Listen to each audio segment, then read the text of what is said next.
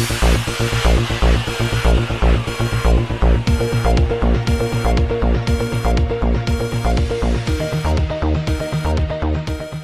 اللہ الرحمن الرحیم۔ السلام علیکم ناظرین، انجمن طلبا اسلام فیصلہ آباد ڈویژن کے زیر اھتمام عشق کشمیر طلبا کنونشن ضلع کچہری کے قائد اعظم ہال میں منعقد ہوا۔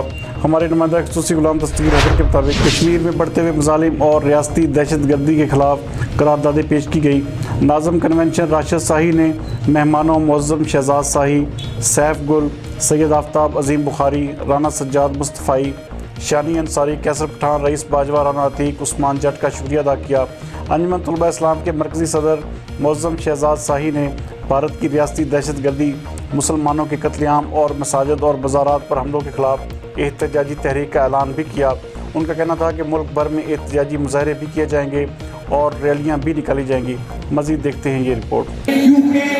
ہمارا مقصد حیات ذکر و شان مصطفیٰ، ہماری منزل مراد آستان مصطفیٰ ہے، تو کفر کی سب سازشیں ہیں اور اللہ تبارک و تعالیٰ کا فضل و کرم ہمارے اوپر ہے۔